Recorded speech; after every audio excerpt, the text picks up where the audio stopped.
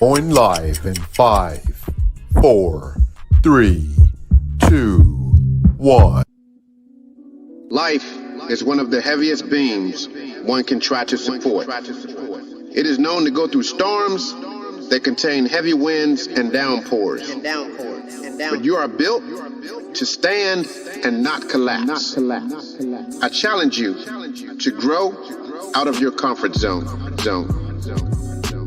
The biggest giant you will ever face in life is your mindset. One of the biggest things that limit us and keep us defeated is the opinion we have of ourselves. When I changed my mind, it changed my life. I didn't just survive, I bounced back better. Bounce back better. Bounce back better. Bounce back better. Bounce back better. Better.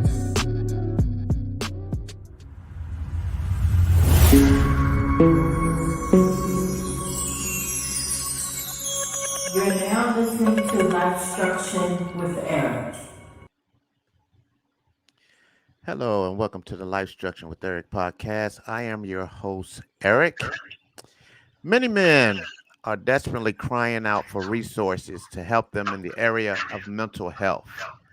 If we look at recent stories in society, we have seen and continue to see more and more cases of men who have committed crimes that were a direct result of mental health, from murdering the people closest to them to taking matters into their own hands and committing suicide.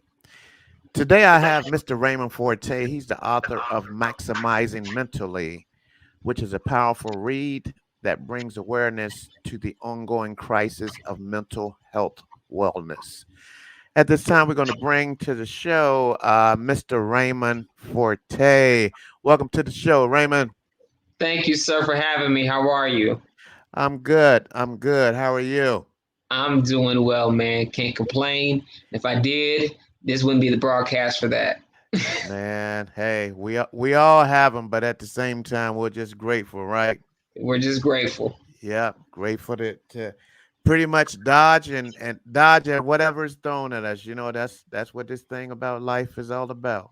That's what it's all about. You're absolutely right. So yeah, I see we have a special guest with us tonight. Who's the second special guest? Yeah, we have a special guest. He's supposed to be asleep, but this is my son. His name is David Justice Solomon Gladney Forte. He's 9 months old, and he decided he wanted to join us tonight for the conversation. So, well, welcome to the show, little guy. Welcome to the show. I see you're bright-eyed and ready to go. So now I'm gonna have to figure out what question I'm going to ask you. You can just nod or throw up your hand, okay? Right. Oh man, that's funny. Definitely. So we're going to jump right in. First of all, just tell us a little bit about yourself and the purpose of this powerful book that you've written. Well, all right, so a little bit about myself. I am a native of Atlanta, Georgia, but I am a proud resident of Phoenix, Arizona. I've been here since July 2014. Took a 9-month break in 2017, but overall, I've been here since then. I'm currently studying cybersecurity at Grand Canyon University. I am the music director at the Citadel of Praise Christian Church, where my pastor is overseer Brian Wright. Of course, I'm the father of this little guy here, David Justice Solomon. And my purpose for writing the book was to let men know that it's okay to not be okay and to admit that. On February 11th, 2019, I had a very bad mental breakdown after losing, I guess what you call a dream job. That one would call after losing my dream job here, just made different, just bad decisions, made mistakes, but it took a toll on me and had a really bad mental breakdown, just, trying to figure out what I was going to do, how I was going to survive and how I was going to live. Mm-hmm. So I went through that period and just went through some months of just trying to figure things out, trying to figure out what God was doing in my life then. and my publisher saw a post about sexual abuse that I posted, and I shared some of that in the book. And he came to me with the book idea. He said, "Hey, man, this is a book, you need to write." And so just so happened that him and his wife, Pastor Kenyon Dudley and Pastor Jasmine Dudley, they had a book writing boot camp. And they invited me to the boot camp. And for 7 straight days, me and 6 other writers, we wrote our respective books. And mine was a part of that class. And that's where Maximizing Mentally was birthed. It was actually birthed in 2017. That was an idea God gave me. But, I was too broken at the time. My marriage had just ended, not really knowing what God was doing with that. But he brought that back to me in 2019. And April 1st, 2020, Maximizing Mentally became a reality as the book was published through Amazon and was made available. So that was my purpose of writing the book, just to allow men to know that, hey, it's okay not to be okay, and you have a voice that represents you. Yeah, I love it. I love it. And that's one of the things that me and a close brother of mine, we talk about a lot. Mm-hmm. We're living in the times, man, where it's a lot of guys that they feel it's okay to isolate, and they lay in all of that pressure that they're carrying. They just lay in it because they're scared to open their mouth and talk about it. They don't trust anybody, and they don't, us as men, we don't realize we can only carry so much. And that pressure would get so heavy, pretty much like in my opening statement, that I pulled from out of your introduction. It gets to the point that either you find yourself, murdering someone close to you, or you take your own life, and, speaking from a Black perspective, it's crazy how right now we're seeing more Black, young Black kids that's taking their own lives. This is something that normally, this didn't take place, in our race, and now it's like, it's at an all-time high where we have these young kids just taking their lives. Yeah, and they're taking their lives because a lot of times they feel like they have nowhere to go, especially with us being disenfranchised, marginalized, and communities where they're underserved. Underserved communities suffer most. Youth underserved communities suffer the most if they don't have that fortitude. Because I was a part in my some of the things I mentioned in my book. I was in an underserved community. I was in a community where we weren't really. There was the concern there was no concern for my brothers and I, being that we were 4 young Black boys. Right. So we were already at the bottom of the totem pole. So it really had to take guts and grit and just a mind to want to get out. And a mind to want to not stay in that mindset to be better. It really takes a mindset to do that, as you mentioned earlier in your intro. Right. Yeah. So just since we were on that topic, why are men so stubborn? We walk around broken, scared to let someone into our private life. Why is it so hard for men to open up and share what they're going through? Because a lot of times when men are vulnerable, it's used against us, especially when we're boys. That's when we're most vulnerable the most. But if someone violates us as a boy and we're already vulnerable, it's going to be hard for us to open up to other people, to others, because we've been violated in our vulnerability. So I think that's why a lot of men are stubborn, because if we show sign of a vulnerability and we're violated as a result, then it's really hard for us to open up to the next person. As a matter of fact, we'll probably make the next person pay for what the last person did, in our vulnerability, if that makes sense. So I think a lot of times we're stubborn because we're just afraid, and we're too proud to admit that. Wow. Yeah, Yeah. Yeah, that makes sense. yeah, That makes yeah, sense. yeah. So in your book, you also talk about how when a man knows his identity, he will find a way to use his gift to make room for him against all odds. But unfortunately, we live in a society that tries to box the identity of a man based on his educational and economic status. Let's talk about this. Yeah. So when I mentioned that in the book, a lot of times when especially when the lady when a lady meets us, what are the two first things they ask us? Uh, where do you work, Yeah. and where did you go to school? Right. Right. And that's how a lot of times society bases us on who we work for, where do we go to school, where were we reared from, and a lot of times we're boxed in that because a lot of people because to a lot of people that's the sum totality of who we are. Mm-hmm. But you can have a Harvard graduate and they can still be a fool. Right. Yeah. You can have somebody that makes a lot of money, but they still mismanages it, or they're still immature emotionally. So Right. sometimes we box men based on where, like I said, the educational and economic status, but that doesn't mean that's not the sum total of who they are. Right. Right. Yeah, I think DJ's agreeing. You like Dad's answer on that one, man? Yeah, I think he does.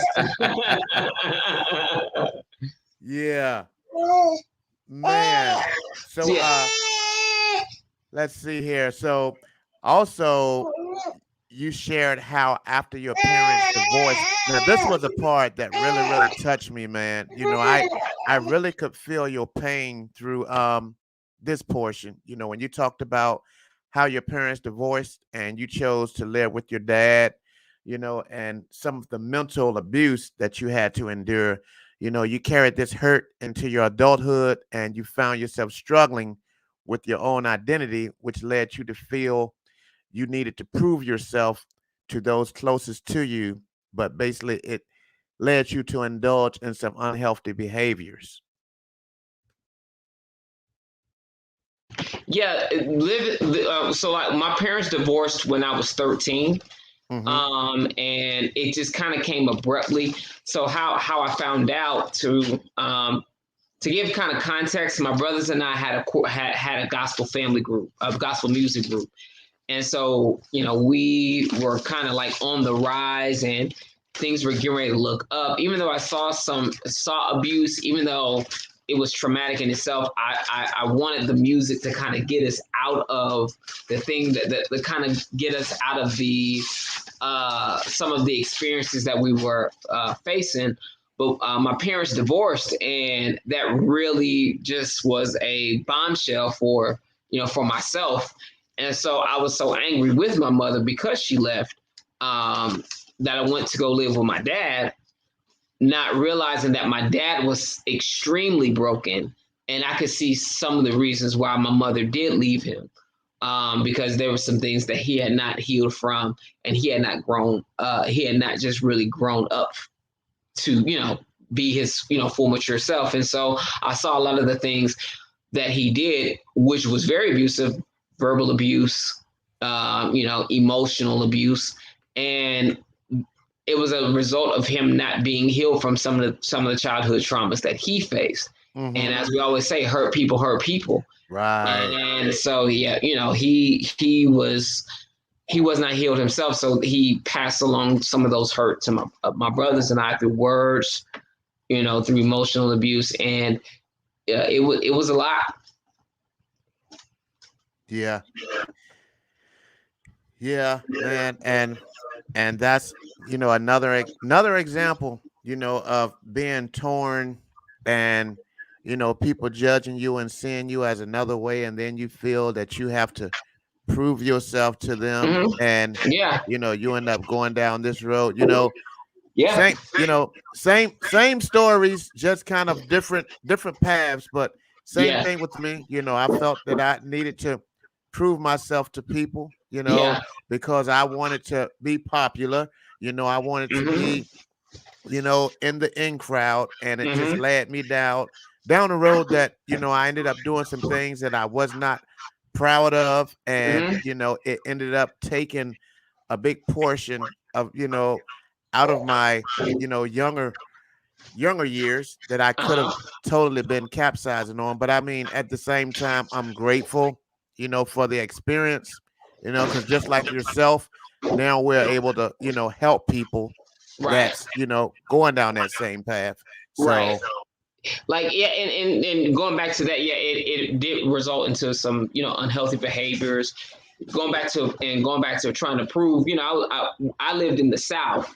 So in the South, you have to exert a certain level of masculinity so nobody thinks or has or suspects that you're, same gender loving, and I didn't have a lot of masculine traits, and this is no jab on anybody right, who's right, gender loving, because I am if you love the same gender, there's no judgment for me, right, but I grew up in a household where that was forbidden. That was even any sign of it, you may not have done the act, but if you have any sign or any residue of it, then automatically you're going to be put in that category. right, And so, right, I try to do things, try to talk to as many girls as I can, even as a man, trying to talk to as many women as I can, because I still felt like I needed to prove to my late father secretly and to others around me, hey, I'm not who y'all think I am,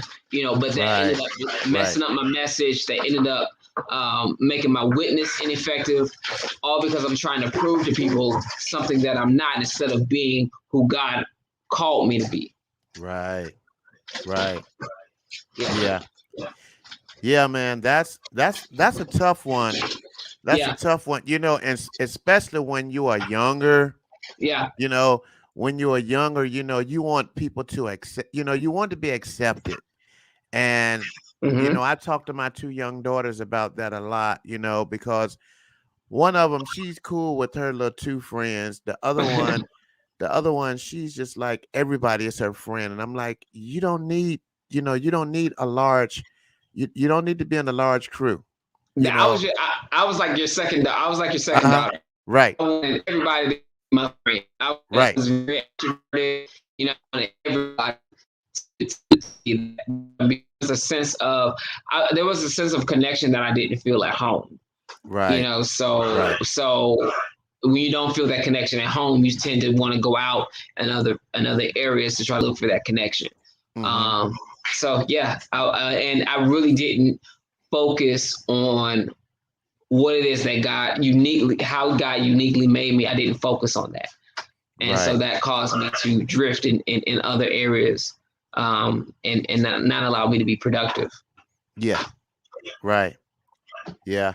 And yeah, and it's like I said, I think I think it's one of those things that a lot of younger people deal with. You know, Mm-hmm. once you experience things, you go through life and you experience things and you get a little older, and especially if you have the foundation that we have, you know, and Mm-hmm. you start to learn, hey, they talked about Jesus Christ, Mm-hmm. they did everything they could to, riddle him. So Mm-hmm. Mm-hmm. what makes us exempt? But Right. but being a young person, you're not going to look at it that way, you know, You look at it not as rejection, right, right. and And who you don't wants to want to be feel rejected?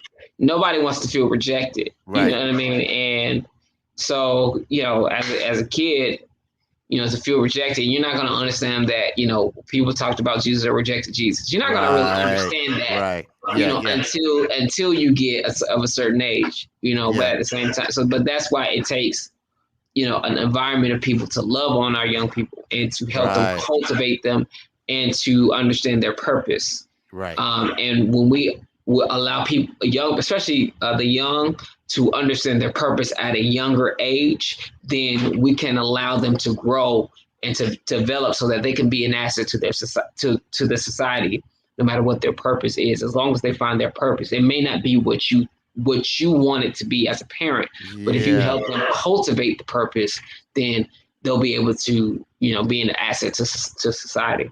Right. Right. Definitely. So, why is it important for us to heal from our past emotional injuries? It's important for us to heal because it affects the relationships around us. If you don't heal from what it is that you faced, then it'll affect your personal life, it'll affect your professional life, it'll affect your education, because you're looking at it from the lens of your hurt. And if you don't and if you continue, if you continue to look at everything from the lens of your hurt, you'll never advance or progress to where God wants you to be. When I got here, and I mentioned earlier that I lost my dream job.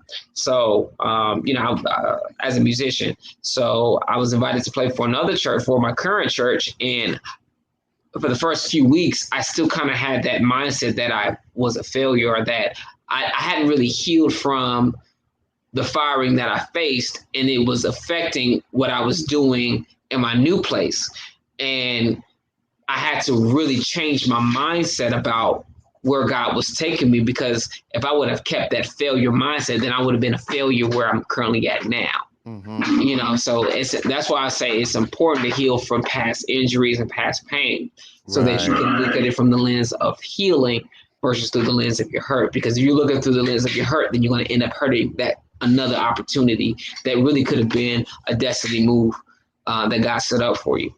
Yeah. Am I making sense? Definitely. Definitely. Yeah. You definitely making sense. Yeah. I love that response. Yeah, that was good. That was good. Yeah, it's definitely mandatory, to heal, and that's because emotional injuries to me is just like, you breaking off a relationship, with someone, and you going into another relationship knowing that you haven't healed from what that person did to you. So now you're going into this next relationship.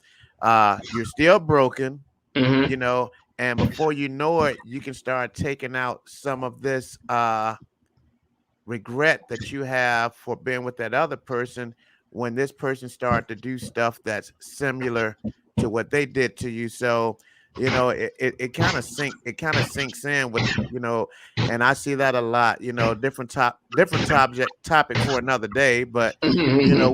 we see that a lot where, people, they jump out of one relationship and go into another one, and they haven't totally healed. You haven't sit back, and because sometimes, it's all about doing that self-evaluation, Yeah. you know, you That's what know, and that's how the book was birthed. Really, just right, really digging in, and really going within, and going within myself, and asking, okay, where did this all stem from? And right. what how can I fix this, and how can I really address this? And I really had to dig deep, Hmm. and really and see what it was. When you go within, that's when you'll be able to pull out, and bring and come to remembrance those things, those moments that did hurt you. But you can go back to those moments and say, okay, I'm not going to stay in this moment. Right, I'm going to right. move past this moment, because Yeah, we can move on from a moment, but we can still be we can move past the moment, but still be stuck there, if that makes sense. Like, right. we'll Yeah, yeah. still be hurt in that moment for years, Hmm. and folks would have moved on, forgot about it. So yeah.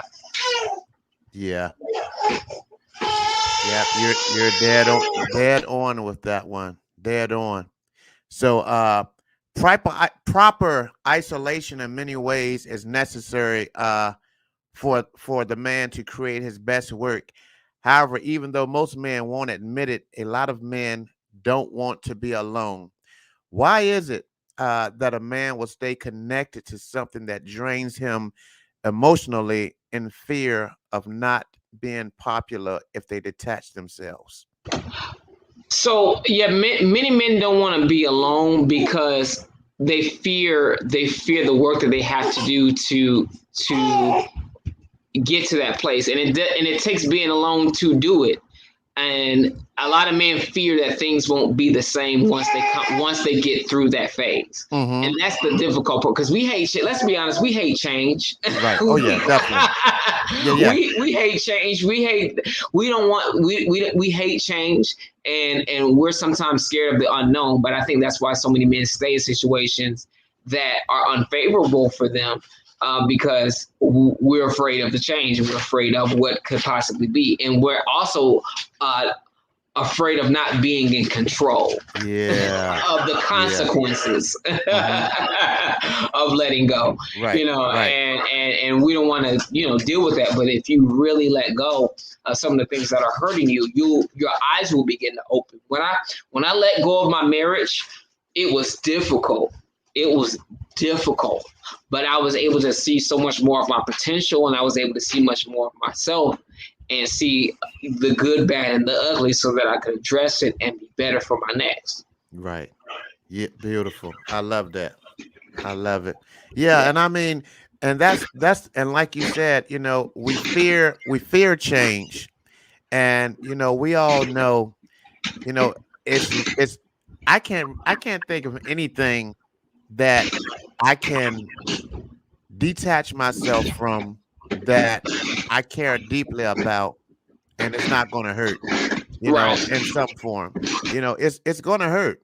It's going to hurt. So, we don't want to experience that hurt. We don't like change, because now it's what if and what's next. I'm too old for to start over again. You know, uh, this person or whatever it is you're attached to. Yeah. I have so many memories with Yeah. her or with it or whatever.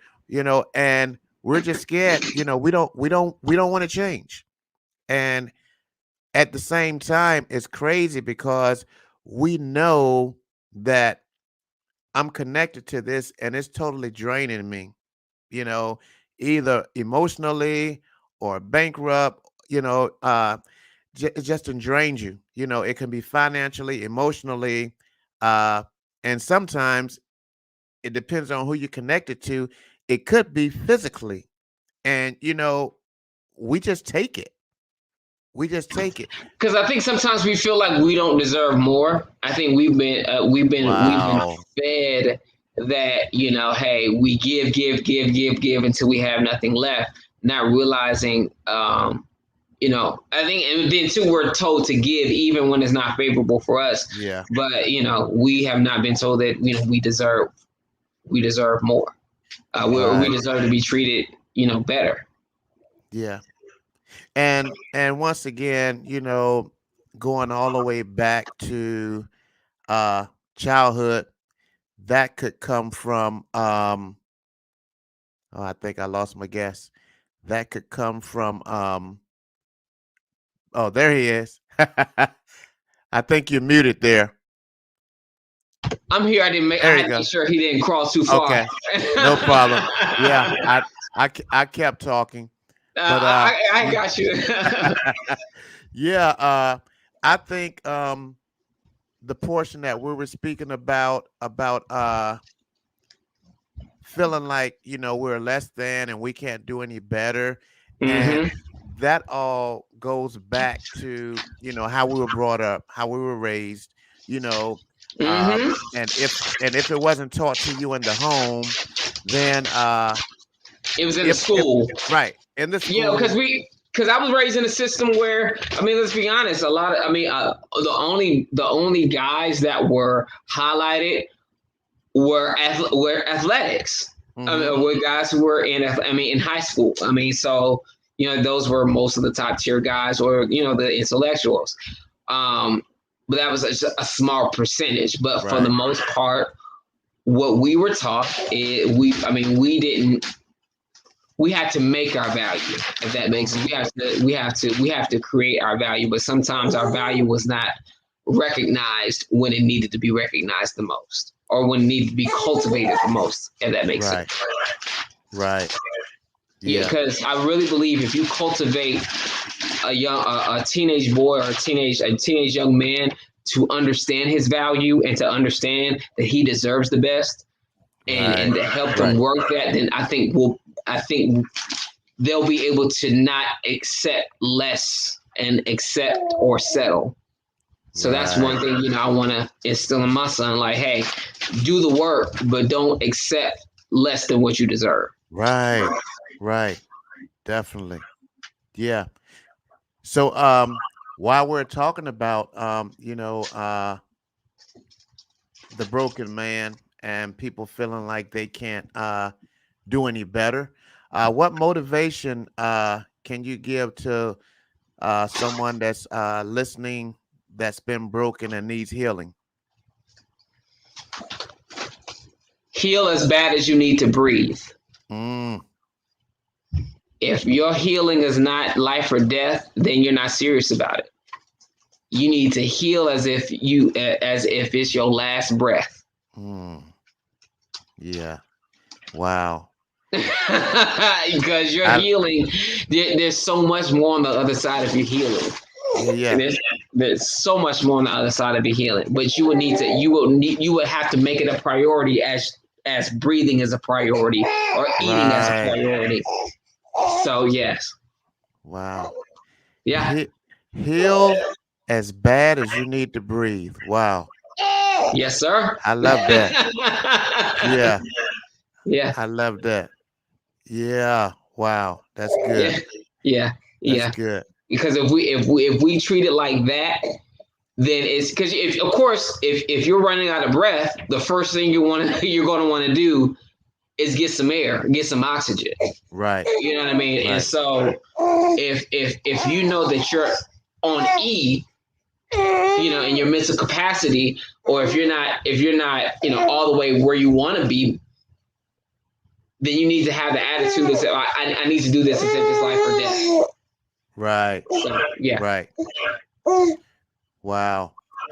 Well, everybody that's viewing, this is the book right here, Maximizing Mentally. When I tell you it's a powerful read from the intro all the way to the back, powerful.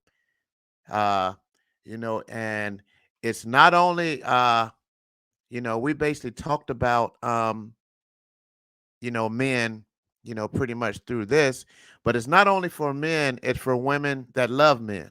So it's a great book for you to read as well, so you can kind of understand, what men go through, and you may be able to start to identify, certain things, certain traits that your brother, cousin, spouse, boyfriend may display, and you may be, from reading that book, you may be able to identify, some defaults that they're displaying, and you can definitely try to get them the help that they deserve. So yeah, definitely check it out. And since we're talking about that, Raymond, let us know if we want to purchase the book. How can we purchase it? All right, so you'll be able to go to Amazon to purchase my book, or you can go to www.theraymondforte.com. It's below. That's my website. And you'll be able to purchase it for $15 on my website, $5 shipping, so that's $20, and on Amazon, $15. If you purchase on my website, you'll get an autographed copy. So I'll be sure to get you one, Eric. But yeah, on my website, you'll get an autographed copy. Amazon is faster delivery, but like I said, on my website, you'll get it autographed. So, yes. Nice. Sounds good.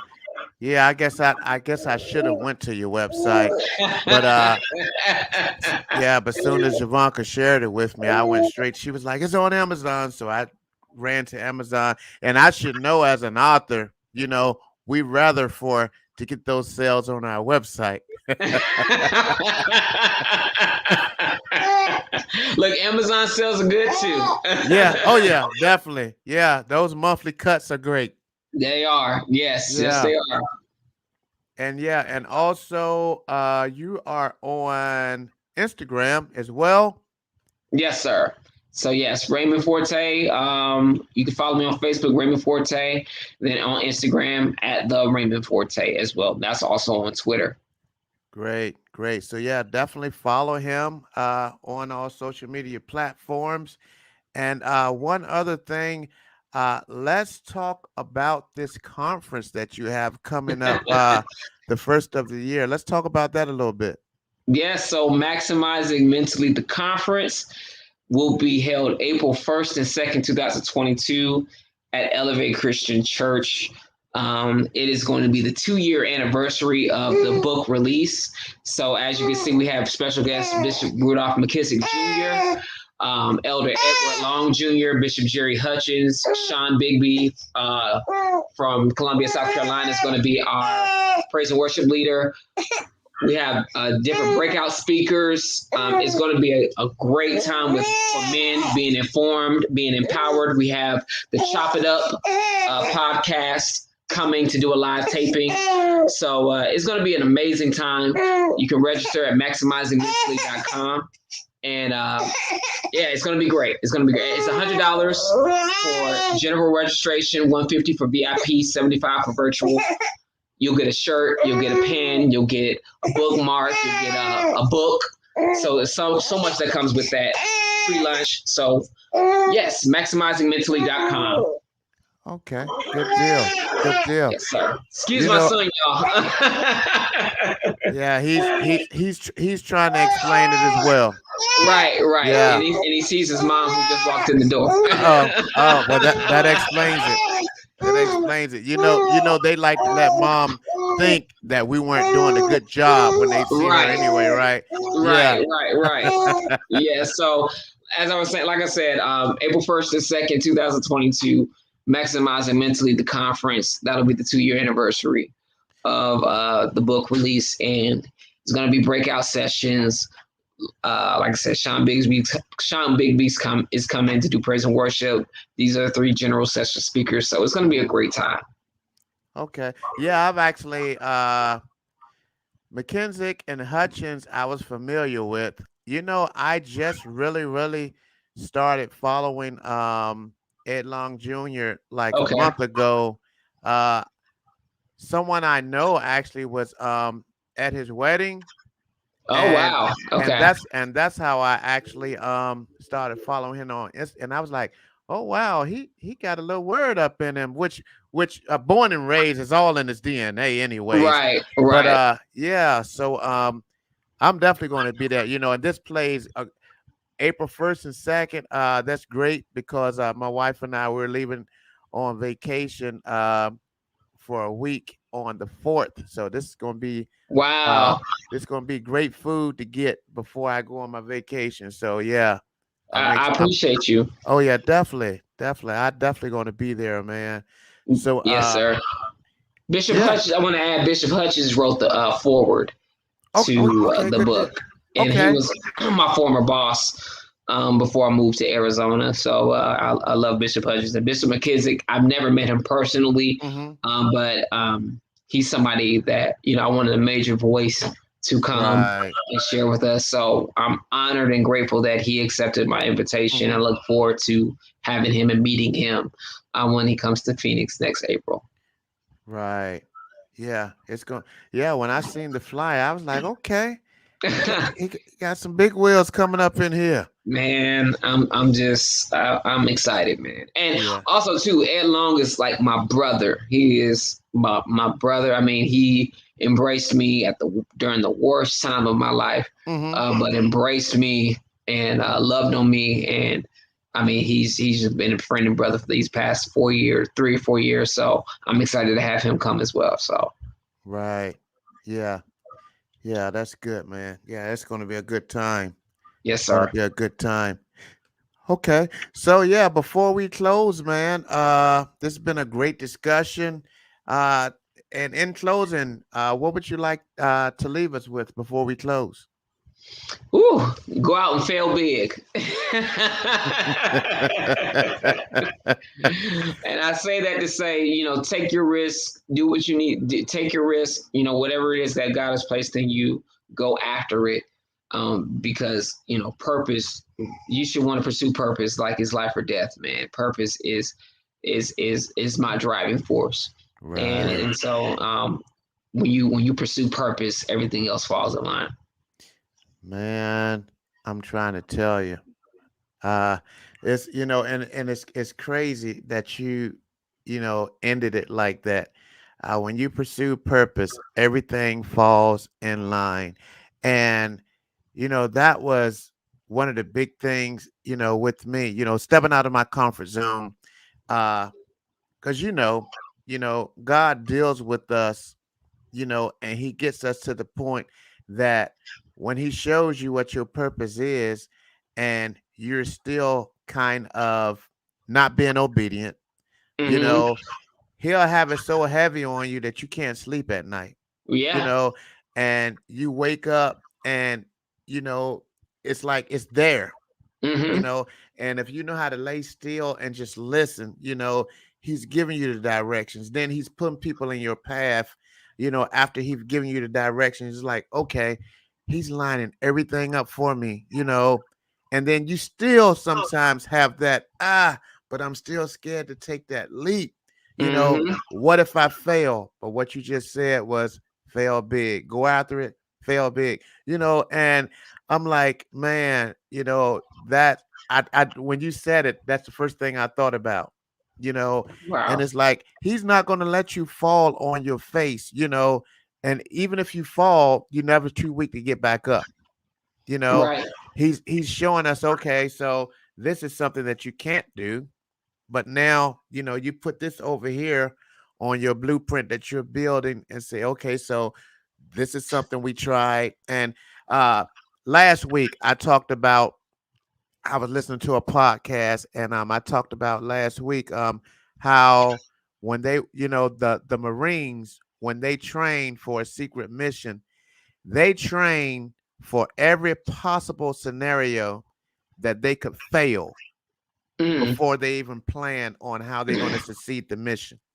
So that's something that we don't do in life because we think everything that we do, we supposed to succeed. And I was like, wow. So they plan for every possible scenario that they could fail before they plan on how they're going to succeed. And I'm like, man, purpose would be walking in your purpose would be so much easier because when you fail, you wouldn't get discouraged because you already got a plan A, B, and C, Let me tell you, man. Again, this stems from when I got fired from my dream job. Like I would have never. I like in the same year I got fired was the same year I started my LLC, Raymond Mm, Forte Enterprises, and it was the same year I began writing my book. Because I started writing it in October, November 2019. And then I was nationally recognized as Musician of the Week by Carlton Whitfield, who's the creator of the Hoop Triggers app, as seen on the Steve Harvey Show. all So right. I was recognized as, he has an app called Loops by C-Dub, where a lot of musicians uses it, and he recognized me as a musician of the week. So I said all of that to say my biggest failure ended up becoming a bigger success. Yeah, yeah, yeah. Right, And so with me failing big, now I can walk in my purpose that I wouldn't even have thought of had I not right. failed. Yeah. See, that's what I'm talking about. Yeah. Yeah. And that's the thing, God makes no mistakes. And I think all of us have experienced at least one place of employment where we thought it was the end of our life Mm-hmm. when, you know, when we got let go. And it's like, wow, what am I going to do? I'll never make this much money again in my life, and yada Mm-hmm. yada yada yada this, and God is like, no, trust me, you know, trust me. And, there's always a bigger and better opportunity, right around the corner, right Yeah. around the corner. So, yeah, yeah, man. Well, man, this has been great, which I knew it was going to be. Uh, been great, man. So, thank you for taking the time out of your busy schedule to come Thank you for on. having me. Oh yeah, definitely, definitely. Thank you. Yeah. So, yeah, I appreciate it, man. Hopefully, we can get you back on maybe in March or so, Yeah. just before the conference. Get you back on. I'm sure we'll have been and experience a lot more growth by then, and Yes, sir. get you back on, and we can kind of talk about it. And Hopefully, yeah, we can have one of the speakers too, like I was getting ready to Elder say. Long. I was going to say the same thing. Maybe we can come back on and have one of the speakers to come on with us, and that'll kind of give the people a taste of what this conference is going to be all about. Yes, sir. Yes, sir. I'm excited, and thank you again for having me. I enjoyed this conversation, and thank you for having my other special guests. Oh yeah, definitely, definitely. Definitely, man. No problem at all. Yeah, man. I just, I love everything that we talked about, and I just pray that it falls in the right ears for the person that needs to hear this, and let a brother know you're not by yourself. You're not by yourself. It's okay. To let another man in. Yeah. If you feel like crying, there's nothing wrong with letting another man see you cry, Yeah. because sometimes that's your only source of relief Mm-hmm. is to shed tears, Yeah. because a lot of times when you shed those tears, that's when you're releasing. And Mm-hmm. once you get it all out, then you look up and it's like, you know what, I can do this. Yeah. I can make it without whatever it is that's troubling you. Yeah. But first of all, you just got to release and let it go. Yeah. And unfortunately, a lot of us, we think we're too macho. I can't let nobody see me cry. No, it's okay. It's It's okay. okay. It's okay. Yeah. Yeah, we normally tell boys, and I know we passed our time. I talked about injury in the book, and this is something I didn't mention, but this I'm gonna give y'all to y'all for free. But we tell boys, when they scrape their knee or they hit hey, suck it up, hey, tighten up, Right. because Right. they they've just been hurt. But Right. we take that tighten up into our adulthood, which Right. we shouldn't be emotional. Let me be very clear. Men should never lead by their emotions, Mhm. but it's okay when there's a day when your emotions will come. Right. It's okay when that day when you're like, hey, it's okay. It's okay to have emotions. Don't Right. be emotional, but don't void your emotions. Right. Yeah. Man, you know what? We're gonna end it right there. Because we can go. Man, yeah, don't void your emotions. Yeah, that's right. Yeah, man.